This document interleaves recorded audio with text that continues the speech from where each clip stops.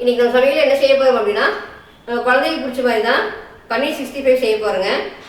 வாங்க எப்படி செய்யலான்னு பார்க்கலாம். அதுக்கு தேவையான பொருட்கள் பாருங்கள். பன்னீர் 200 கிராம், கடலை மாவு 1.5 ஸ்பூன், 1.5 டீஸ்பூன் எடுத்துக்கோங்க. இது அரிசி மாவு 3/4 டீஸ்பூனுங்க.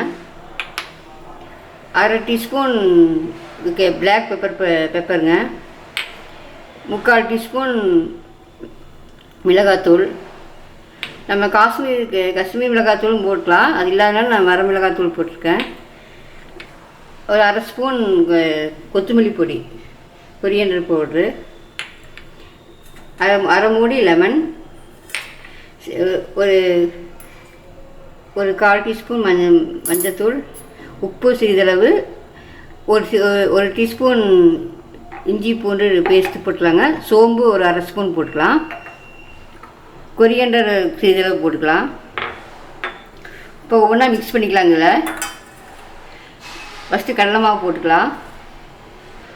இப்போ அரிசி மாவு, coriander powder, chilli powder, pepper powder, ஒரு 1/4 டீஸ்பூன் மஞ்சத்தூள், 1/4 டீஸ்பூன் சோம்புத்தூள், 1 ஸ்பூன் இஞ்சி பூண்டு பேஸ்ட்டு போட்டுக்கலாங்க. உப்பு சிறிதளவு, லெமன், கொத்தமல்லி, கொஞ்சமாக தண்ணி ஊற்றி மிக்ஸ் பண்ணிக்கலாம்.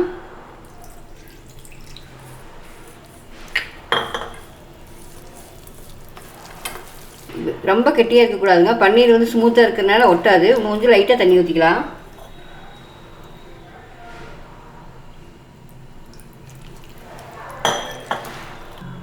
பன்னீர் போட்டுக்கலாங்க.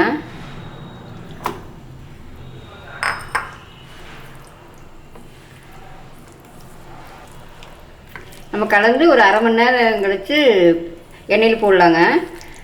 ஒரு 1/2 மணி நேரம் ஊறிட்டு நல்லா ஊறிடுச்சுங்க. 1/2 மணி நேரமாக நம்ம அடுத்தது எண்ணெயில் போட்டுடலாம். ஒவ்வொன்றா போடுங்க. அப்படியே அடுப்பை கொஞ்சம் சின்ன பண்ணிக்கணும். போடுறப்போ கொஞ்சம் கம்மி பண்ணிக்கலாம்.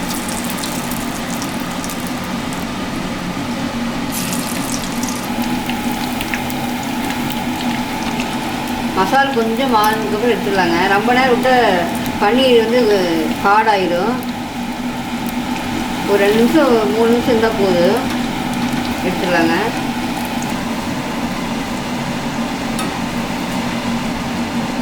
எடுத்துடலாங்க. எந்திரிச்சு அது கலர் மாறி போட்டிங்கன்னா ப்ரௌன் கலரில் போதும்.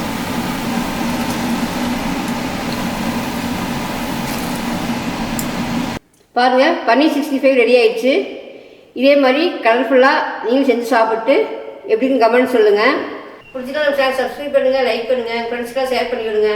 ஓகே, பாய்.